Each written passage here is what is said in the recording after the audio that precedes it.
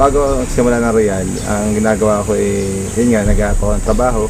Pero yun nga, bago naman ako nag-aap ng trabaho, ako nag-work din before, pero sandali lang. Yung panahon na yun yung pinakamahirap na para sa akin. Yung time na yun, nag-aap ako ng trabaho. Ang nakikita ko sin sweldo, magkano lang din naman Tapos kaya ako nagpo-consider ng ibang trabaho kahit hindi ko sa linya. Punta ako sa isang work, sa isang company, bawal po, sa isang building, susuyuri mo yan So pagka inabot yung resume, timing na may opening, interview nila kagad ako. Yung experience ko talaga dati na sabi ko, bakit gano'n? Totoo pala talaga na hindi porket nakatapos ka, maganda rin buhay. That time din, naisip ko bakit gano'n? Maganda naman tinapos ko, maganda yung eskwela ko, pero bakit that time walang trabaho? Pero tawanan lang Diyos, napagtrabaho naman din tayo kahit sandali, hanggang sa dumating yung Royal sa buhay. Nakatuwa at nagsimula ako noon, naalala ko, 2006. So nag-join ako nung 2006 na yun, ginagawa ko lang to, kumbaga sideline lang. Pero nung doon ako, naintindihan ko, kahit sideline pala to, kailangan kong seryosohin. Hindi ko na-expect na pwede palang, dahil doon sa sipag ng isang tao dito sa negosyo na to, pwede ka pa talagang umasenso dito, yumaman. Maliban sa yumaman, kung ano may pangarap na gusto mo, gusto ng pamilya mo, gusto ng mga tao nasa paligid mo, pwede pala mangyari. Kumbaga, sabi ko, yung income ko dito talagang maganda. Pero hindi ko na-expect na pwede palang mas maganda pa doon sa gusto kong maganda. Noong time na sabi ko, nakikita ko na yung ganda ng negosyo, tuloy-tuloy lang ako. Naalala ko, pagka may mga awarding, palagi ako nandun, nanonood ko yung mga kumikita sa Royal. Natutuwa rin ako kasi meron sila mga award. Sabi ko, pwede rin kaya mangyari yun sa parang ordinaryong member kagaya ko, no? So, sa nakalipas na ilang taon ko na rin sa Royal, ako sa totoo lang, hindi ko naman in-expect na pwede pala maging number 1 Ang sa akin lang, dito ako sa Royal, gagawin ko to para sa pamilya ko.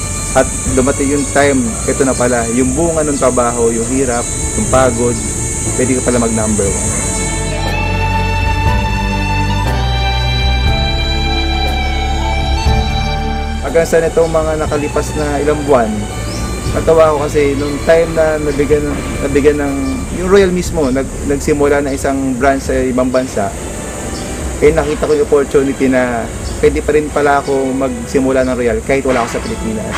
Sabi ko, ito na siguro opportunity para madala ko yung negosyo ng Royal doon sa mga ibang kaibigan ko o kakilala ko sa ibang bansa.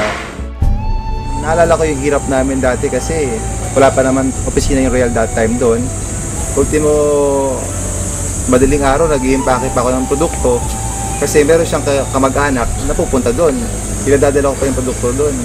Awa ng Diyos, yung opisina po natin sa Royal, nagbukas na doon sa Dubai, sa UAE. Napakalaking bagay doon kasi yung mga tao, mga kaibigan ko na nagsimula ng Royal, na naniwala sa negosyo ng Royal, ngayon nandun na po sila. Yun yung hanap buhay nila, yun yung pagkakakitaan nila. Yun na po yung sinasabi nga natin na additional income sa kanila kahit nasa abroad sila. Kapasalamat po ko sa Diyos na dumating po yung oportunidad ng Royal. Dahil sa Royal, isa po sa naibigay po sa amin ng Royal is yung mga travel incentive. Ito po kung may nakapunta sa Europe, napunta kami sa Paris, sa Switzerland, sa Germany. Napakadami yung lugar na talagang kahit sa pelikula ko lang siguro siya napanood dati, pero nandun kami that time. Pero itong nakaraan lang, galing ko kami sa Brazil. Yung mga ganong bagay, sabi ko, yun yung mga hindi nababayaran ng pera. Pangalawa, dahil din sa Royal, dito ako napagpundar. Dito ako nakabili ng sarili kong sakyan. Yung una kong sasakyan dito sa Royal is yung Mercedes-Benz. Yung Mercedes-Benz na SLK. Yung pangalawa, yung BMW. At yung pangatlo yun yung Chevy Camaro.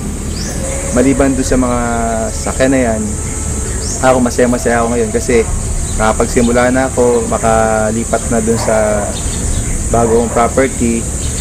Last year, kumuha ko ng dalawang condo unit dito sa McKinley Hill, sa Taguig. Isa unit kasi doon, hindi siya bumababa ng 3M. Sabi ko, kakayanin ko ba talaga to? Pero sabi ko, nandito ako sa Royal, imposible hindi ko to kayanin.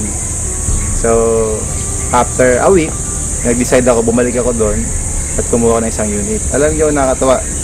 Yung isa, kinuha kong unit doon sa McKinley Hill. At yung pangalawa, yung isa pang unit doon, yung Venice. Pasok kayo, dito tayo sa kabilang naman. yung hirap, yung pagod, yun yung mga naging resulta namin. At isa sa pinaka nakakatuwang resulta dito, yung negosyo na Royal, magkakasama rin kami magkakapatid, buong pamilya. At nang kumita na ho kami dito, yung mga kapatid ko, nag-put up na rin ho kami ng isa pang traditional business na magkakasama pa rin ho kami. Napagtayo kami ng isang restaurant, at the same time yung car wash, na ito, patatakbuhin po ng pamilya ho namin. Itong negosyo na to, ito ay bunga ng negosyo ng Royal. Nakatuwa, nakita ko na po yung bunga, yung 6 na taon na pinaghirapan po namin dito sa Royal.